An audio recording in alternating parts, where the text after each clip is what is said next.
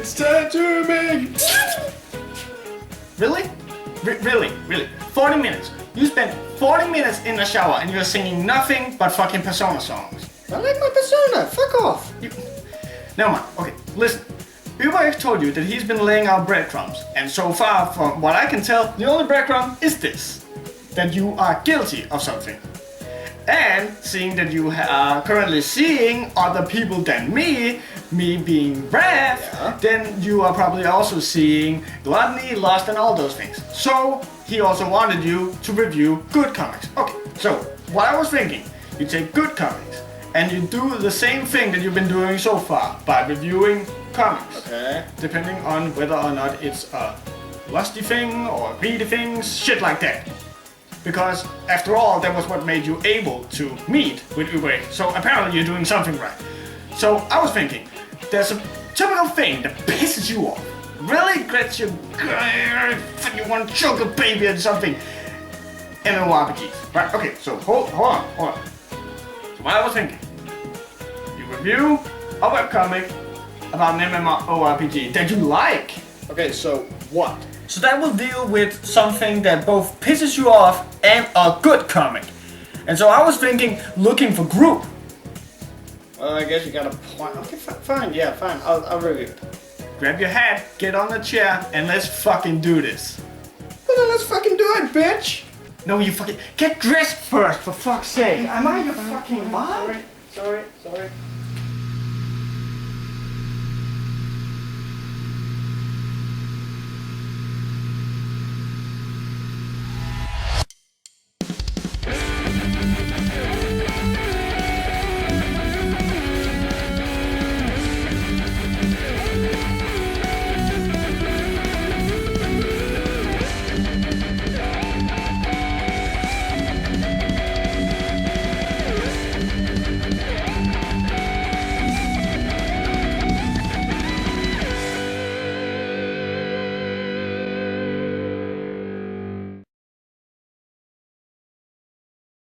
I honestly don't know what you guys are expecting going into this review. I mean, if you want to hear a guy talk about his man crush for over 10 minutes straight, just go and watch my Least I Could Do review.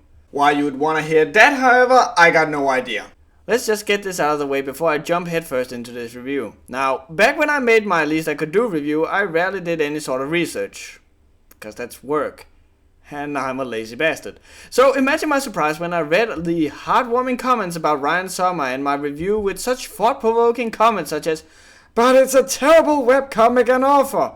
You have really bad taste," and classic stuff such as this. Now, I know! Guys! Don't think I don't know where you guys are coming from. Yes, Ryan Sommer has done some bad moves. You don't grow to fame and fortune from making a webcomic and then later come out and say you hate webcomics without someone wrinkling their nose at you. Because that's retarded. And if you don't agree with me that the comic is good, then more the power to ya. But don't hate a bloody comic just cause the author is kind of a dick. That may seem like what I did with So You're a Cartoonist, but that was a comic with a shit character that just happened to be the author. If you're going into this review completely blind about what the shit I'm talking about, Ryan Sommer is a famous and infamous webcomic author who once trash-talked webcomics and claimed his webcomic wasn't one. He has furthermore been hated for what people believe is a horrible Mary Sue character and objectifying women. But his comics are funny! All of his comics always seem to strike a chord with me, and I just can't help but to love the shit out of them. It's a guilty pleasure, so sue me. And what was that? Comics? You are indeed correct. This is not just another review of Least I Could Do, but instead a different comic that Ryan Sommer and his fellow artist Lars Sousa has teamed up making. The problem with that is that... This is a MMORPG. Oh boy. Let's be honest here. I wanna love the ever-loving shit out of fantasy. I really do. The Lord of the Rings is basically the Chris Brown to my Rihanna affection. I wanna love it, but it keeps beating me with a stick. Don't get me wrong. There are certain types of fantasy settings I truly and wholeheartedly adore, like, say, Zelda, or Dreamkeepers, or Game of Thrones, or... But fuck me, I just can't love Azeroth. Now, let's just ignore for a minute that Blizzard, at least the current team, couldn't write their way out of a paper bag, and let's forget the fact that they have yet to come up with one creative, solitary idea since Lost Vikings. We are now going to have a comic taking place in Azeroth. Or, well, for copyright reasons, it's not Azeroth. But it's totally Azeroth. So an adventure in a Morpurga in a world heavily inspired from Warcraft, written by Ryan Sommer.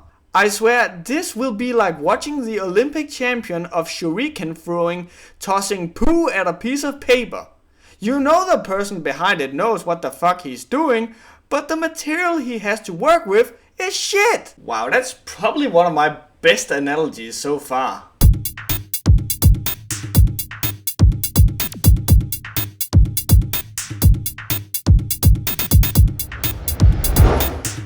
The comic starts out with Caelannon here being all happy and cheerful to the world as he bumps into Richard the Warlock, who immediately shoots the premise down with a well-placed golf swing. So that's like 4 seconds into the premise and it's already shut down. You see, Caelannon is this happy-go-lucky kind of guy who is like your embodiment of the true goody two-shoe hero you will find in every poorly written story.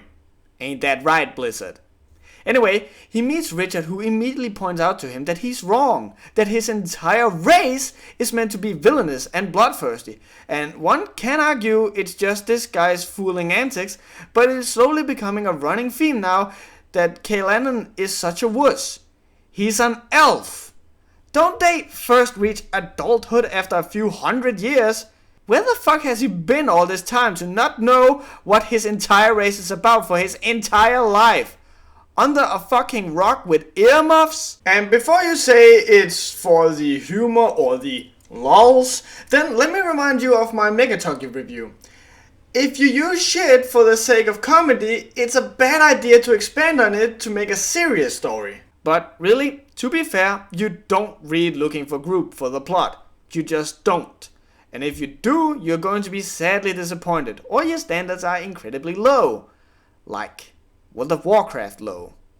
We talked about conveyance before, remember? Oh yeah, I'm keeping track of whether or not you guys are paying attention or not. Looking for Group has horrible conveyance. It does. Sometimes it clings to the rather comedic simplicity of Morpurga quests, and then other times you're supposed to take it for far more than what it first appears to be. Sometimes the story just straight out expects you to know stuff based on information you'd know if you have played World of Warcraft. And then a few strips later, it takes those ideas and shits all over them. I'm gonna coin this term reader whiplash, because you keep going from simple shit to complicated shit and from comedy to serious, so it's basically like the first time you try and drive a car. 0 to 30 and back to 0 in less than 2 seconds over and over again. Here's a tip: if you want to make sure that the reader remembers something of importance, either repeat it or single it out. It's the same reason you are given reports and shit in school, and while the teachers write shit on the chalkboard. And of course also to torture you. But like I said, you don't read Looking for Group for the story. No, you read it for Richard and his silly antics, at least to begin with. You need to get over 150 strips in for it to get anywhere where you give a shit. Which is a very long time for a fantasy story to grab you. And even after that, you're not fully understanding what world this is all taking place in. To be honest, it doesn't matter that much, seeing it's a character-driven comic, but it sure as heck helps, and I can't help but feel it shows a lack of skill. It kind of feels like in the beginning, Ryan just threw shit on the wall to see what stuck. Again with the poop analogies. Looking for Group reminds me a lot of Megatokyo, but in sort of the opposite end of the field. Megatokyo was a story that started out really well, but because it started focusing more on drama and less on humor and didn't know where it was going, it fell on its ass harder than an air-juggled Tekken character. And the same can be said about Looking for Group's beginning. It tried to juggle humor and drama, but it fell painfully short, seeing no one cared about the drama or the story. They just wanted to see Richard be Richard. But eventually, one just had to accept that there was a story there somewhere, and even Ryan seemed to realize this. And you gotta give Ryan, for one's first epic adventure comic coming out of a long series of humor comics, you could do so much worse. I will give a bloody pat on the back to anyone who can honestly read Looking for Group and not at every page skim the page to see if Richard says or does anything before reading the rest of the strip. I seriously don't think anyone like that exists. I mean, Richard's voice bubbles are even singled out by a black bubble with a red frame, so it's easy to see. You can walk up to anyone and ask them to give you a plot summary of Looking for Group, and most people will not be able to. Or have a hard time at least. But ask them to mention a funny thing Richard did, and you will have plenty of stuff to work with. It's like asking people to pay attention to your lecture of pottery while the fireworks, big breast and chocolate factory next door is blowing up. Really, to be blatantly honest, this story is really nothing spectacular. The humor is often hilarious and memorable, but abandon all hope ye who enters this comic in the hopes of a compelling story. The problem with the story's writing is that sometimes stuff will be so dumb and tropey that you're going, oh god, did we really go here? And the comic then brushes it off as a joke, lampshading the entire issue. That however doesn't mean the comic can just get away with it. Later on in the comic, yes, it gets far more epic and the story is actually worth two shits, but the transition is so long and painful that really it's hardly worth the read. BAM! That came out of nowhere, even for me. So whatever you do, don't pick up Looking for Group for the story. Just keep it as the gag strip comic that it was supposed to be and enjoy the humor. The only problem is that there are several pages where there are not even a hint of humor. And that's when you are hit with the harsh reality that you have to take it in its entirety. It's like getting a nice and juicy entrecote steak with chips and whiskey sauce, and just as you're about to bite it, the waiter hits you with a chair and tells you to first eat your tomato salad. Now, a tomato salad can be good enough in itself, but the entrecote steak is right over there! And it's never a good thing when your main plot is the chore, and the things that are made possible due to that plot is the main attraction. Ain't that right, Blizzard, you dumb, talentless, fucking useless pieces of shit. I don't know if it's a thing in the comic's favor or if it's simply bad storytelling, but the introduction of the characters as well as the progression from plot to plot of the comic feels an awful lot like a D&D campaign. You're never really amazed with how you go from point A to point B. It's always just this loose and rather vague thing where all the characters' best interests just happen to lay in doing a specific thing. And once this is done, they are for unexplainable reasons stuck together cause the story dictates they become a party. It's the same thing with Looking for Group. Cale and Richard needs a healer. They find a healer, but at the same time they get thrown into a small adventure while escaping soldiers. One of said soldiers has a dragon, and a Tauren tackles said dragon. Now you got your team. And suddenly, bam, like that they are on a quest. Like I said, it can be lazy writing or lazy writing. Like a great author once said, this guy, it's important that you give a shit in a story. If you don't give a shit, you have no reason to follow a story. And Looking for Group tries its hardest, like really goes that extra mile, really clutches it out for you to give the least amount of shit about the story. There's no involvement whatsoever. There's no emotional value to any of these characters, so you don't care if they die or if they succeed their goal, thus removing all rewards and tension the comic could give you through those characters. In fact, at one point, Cale gets burned to a pile of ash, yet he's still sentient and can even talk. It makes for great humor, yes, but the next time he's in danger or he's doing something of high risk, you don't give a fuck, cause in your subconsciousness, you're just going, but we've already established that he can't die. It actually reminds me of Concession. In Concession, you would have these characters die as a part of a joke in some strips, and then later, milk the drama of the characters now being dead for real. You just can't do that! So what the story and premise boils down to is that if you want comedy and great jokes about RPGs and fantasy in general, then you got an amazing comic here, if not one of the best when it comes to humor and parodying the medium it takes place in. But if you're going for an epic adventure with a gripping story and interesting plot, I honestly think you'd be better served with... I can't say it. No, dude, I can't say, dude, I can't say that. That's too much. Like, that's too... you are better served playing a Blizzard game. I think the best way to explain why the story fails and the jokes don't is explained by the biggest OG in the world of writing. The big dick pimp of plays, the Jedi of words, William motherfucking Shakespeare. You see, this mad player once said, brevity is the soul of wit. In short, it means keep shit simple, yo. Like, we are never really sat down and told, okay, here's what our heroes needs to do. The jokes, however, are easy to follow and built on pre-established knowledge of the characters. We'll touch on this soon, touch briefly on this soon, in the character segment. Just remember that Shakespeare knew his shit, and read some Hamlet. It's good for you. Also, you know what never came out of any great mind's mouth? The freaking word YOLO. With all this said, however, let's end this section on a positive note. Like I keep saying, the story is basically shit, but the humor is freaking awesome. Ryan does a great job in establishing just what we should expect from certain characters, and then goofs around with those expectations. Also, he's not afraid to use gore and mutilation as a humor device for the comic, which fits in nicely with the whole universe and its characters. It's like using the ragdoll effect in video games to have fun with corpses.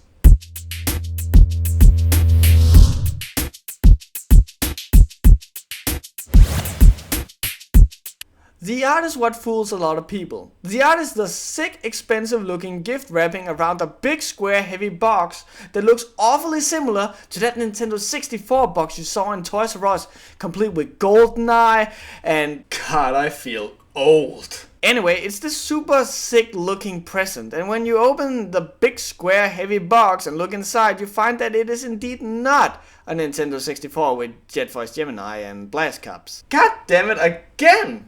But instead a big itchy woolen sweater with your name spelled wrong. Sure, it'll serve its purpose, but there's so much better stuff out there. Plus, you don't want to tell grandma that your name isn't, has never been and never will be Beatrice, the granddaughter I never got. Or maybe that's just me. The art is freaking peachy. Everything has that same unique cartoony style that you remember from Least I Could Do, and it works great for the fantasy universe. Lars de Souza isn't a bad artist in any regard, and you can easily tell he had fun with making the art for this comic. There's a bunch of small little things that helps adding a little extra fun to every strip, which more times than not is Richard or something Richard has done happening in the background. The keyword for Lars de Souza's art is that it is cartoony.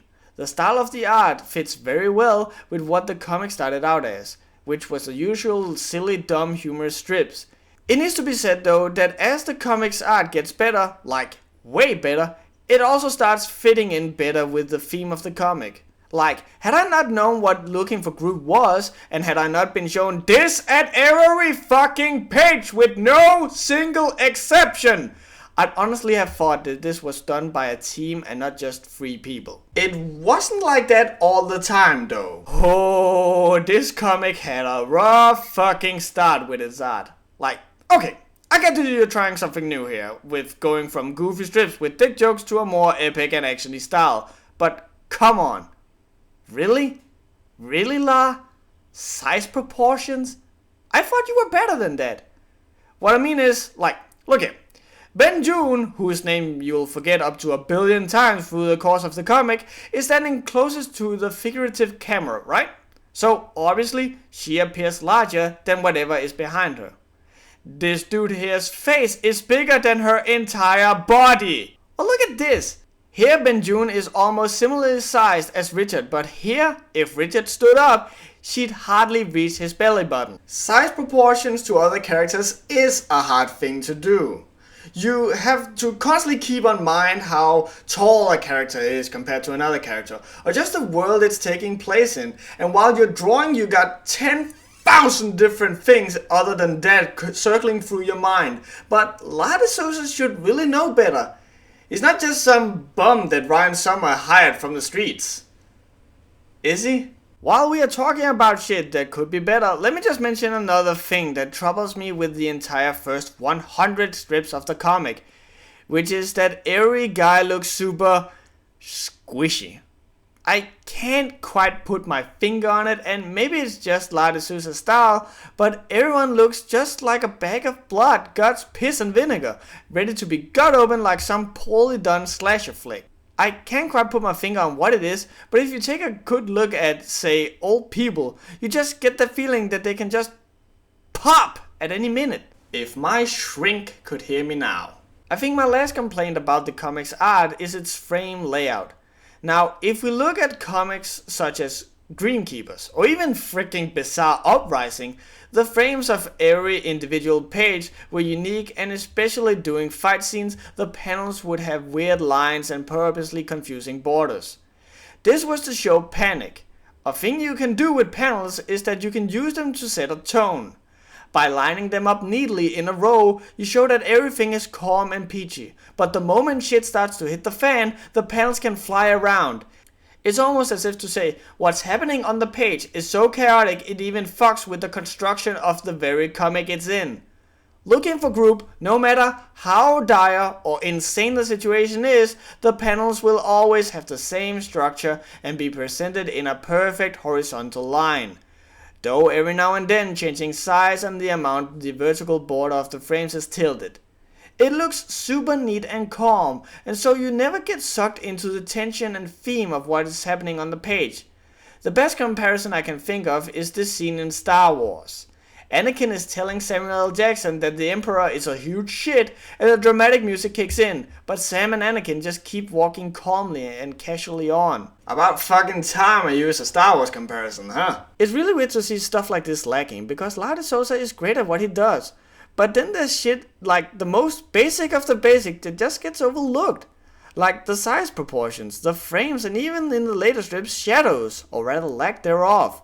It's like La de Sousa is a master in drifting and popping wheelies in a car going 200 miles an hour, but the moment it comes to drive below the speed limit and navigate through traffic, it's...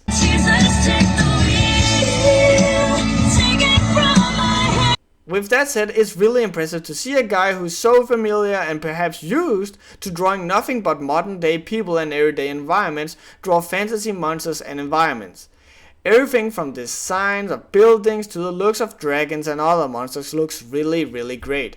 Most of it is obvious references to other fantasy monsters we all know well enough, but La managed to draw them in his own cartoony style, making them fit with the universe.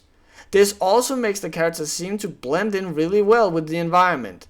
They never look out of place. And nothing is worse than being out of place.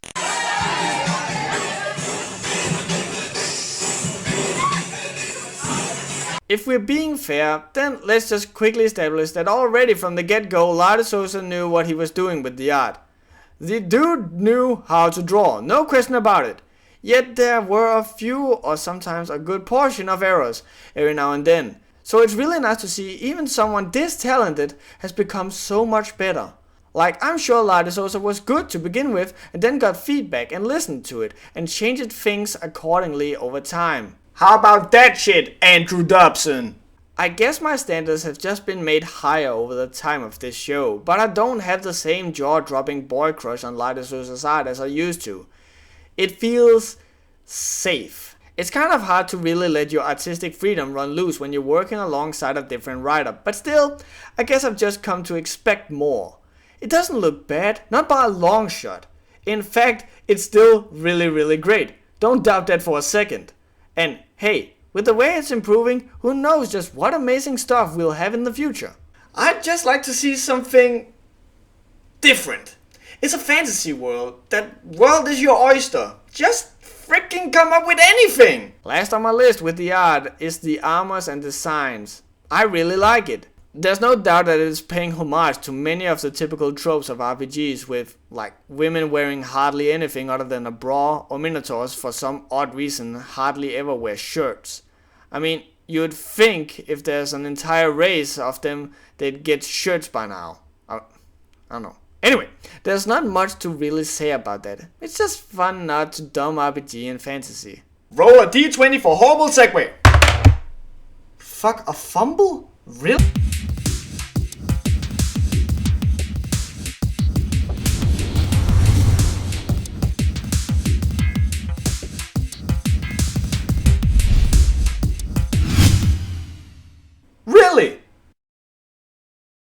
Back segues aside, let's talk about the characters of this comic, cause honestly, they're what makes the story. It's almost like World of Warcraft. The game's plot couldn't be more boring and unimportant, and it's the players that makes it worth playing. Same thing here. The story is boring, but the characters are interesting, and you'll immediately fall in love with them. Some more than others, obviously. It can be very swing and miss, even if they're so good. First of all, let's start off with our fake protagonist, Kale Anon. Besides being a blood elf, not a night elf, cause those guys are good and we gotta remember that these guys are evil. He's functioning as the medium that the story is being told through. It's never really properly explained why the shit Kale doesn't know anything about the outside world or even of his own race, which pisses me off to no extent. However, it's nice to see him making a turn for the better, or rather worse, as he becomes more familiar with the world and how it works, eventually getting shit done without crying about it first. I really wish there were more people out there than me who'd think that going from a shitty character to a good character isn't necessarily good character development. It is possible to have a likable character becoming even more likable as a character. Next up is Richard, which is basically the entire comic. Like, take the original cover of Looking for Group, delete it all, and just throw Richard's face on it and no one will notice any difference. Shit, it might improve sales even, I don't fucking know. Richard is the obvious real protagonist of this comic, no matter what everyone else might claim. Besides being an omnipotent warlock, he's also the major source of the comic relief. The reason why Richard works so well is because he's simple. He has one drive, evil. You don't need to know why he's burning down an orphanage or why he's forcing an old lady to read Angel Corp. He's just evil. It's almost like some super awesome writer said something to that effect. Ain't that right, you English fuppy magnificent bastard? Richard works a lot in the same way that Rain Summers from Lisa Could Do works. It's a fully intended overpowered Mary Sue for that reason alone. Richard can literally do everything, and the hilarity is therefore caused by how relaxed and comedic he's being despite people are dying around him by the bucket loads.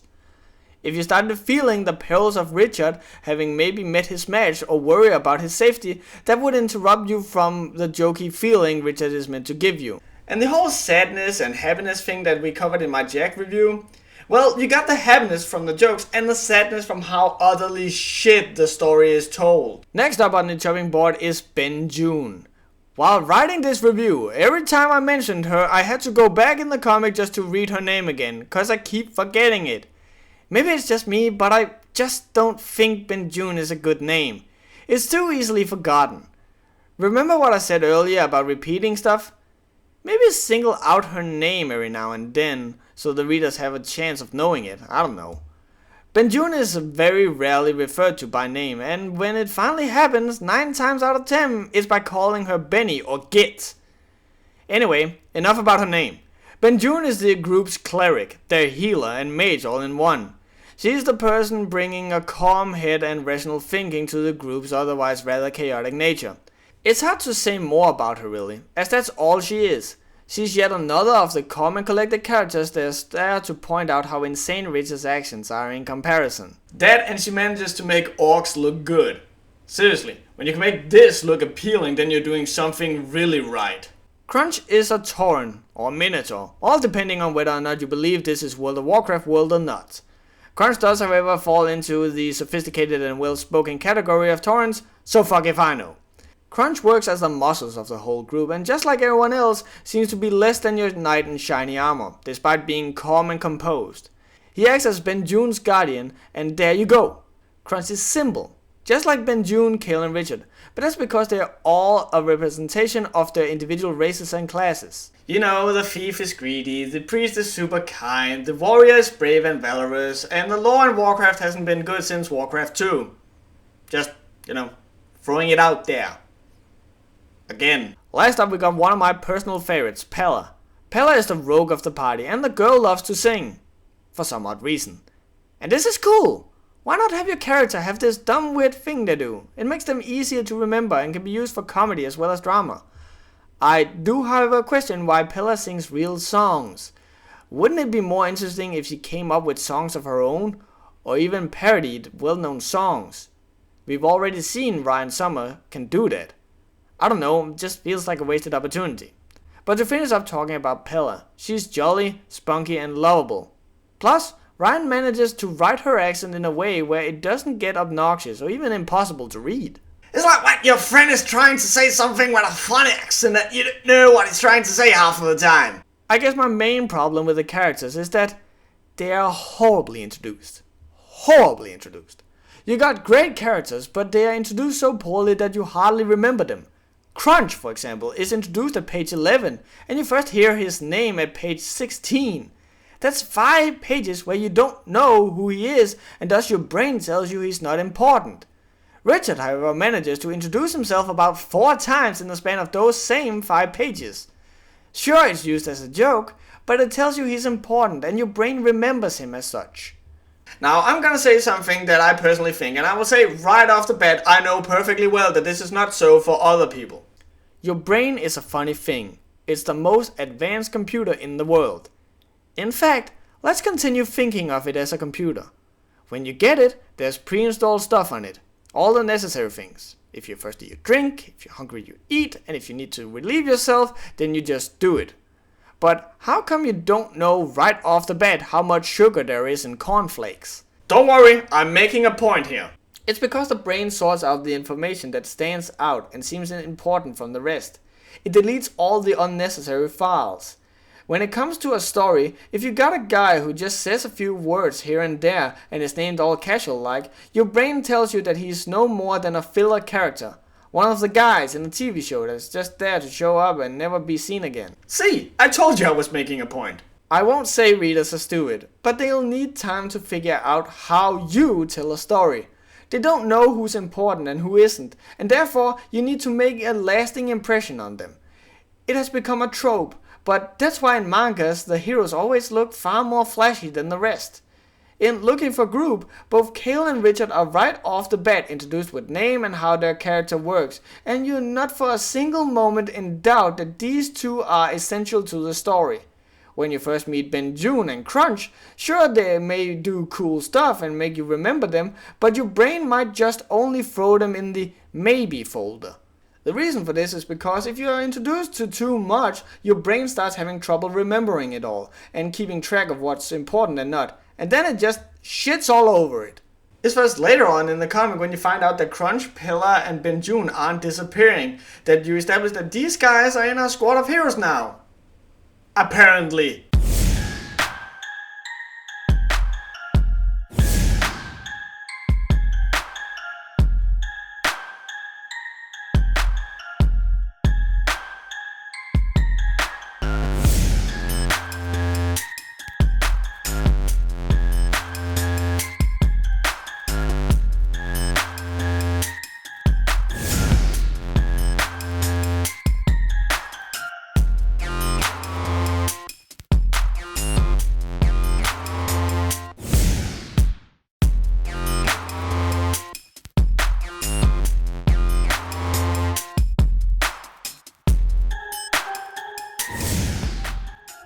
The premise is a 5.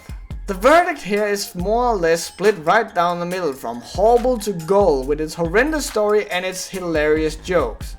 I wanna say Ryan should stick with making humor, but credit where it's due, it does get better along the way. It just takes a long time getting there. The art is a 7. The art looks good and there's a billion things going on at each page almost every time, which shows dedication and a lot of work. The designs are good, the fights are spectacular, and effects and lighting are easy on the eyes and enjoyable. I just can't help but think that there's things missing. Creative freedom or experimentation perhaps? The characters are a 6. I know I said it's a character driven story, and it is. I know I said you should read it for the characters, and you should. What I didn't say, however, was that the characters were all great and handled very well. There are hints of genius spread out over the various characters, and they are easily more recognizable and memorable than the actual story. But that's as far as they go. There needs to happen a lot before this will get any better, and I'm just afraid that the damage is done with the horrible introduction of the characters. I guess we'll have to see. All in all, the comic is a 6. It's enjoyable to read, and you will laugh and maybe even sometimes end up quoting with the jokes made in the comic. I know I did. But other than that, I can't recommend this comic. Which is strange, cause I seem to remember loving the hell out of it. Maybe it's because the story is so easily forgotten, and the jokes are so easily remembered. Damn, I could swear I thought this comic was good. But then again, I said the same thing about Diablo and Warcraft, so what you gonna do? I'll see you guys at the next webcomic release. Take care.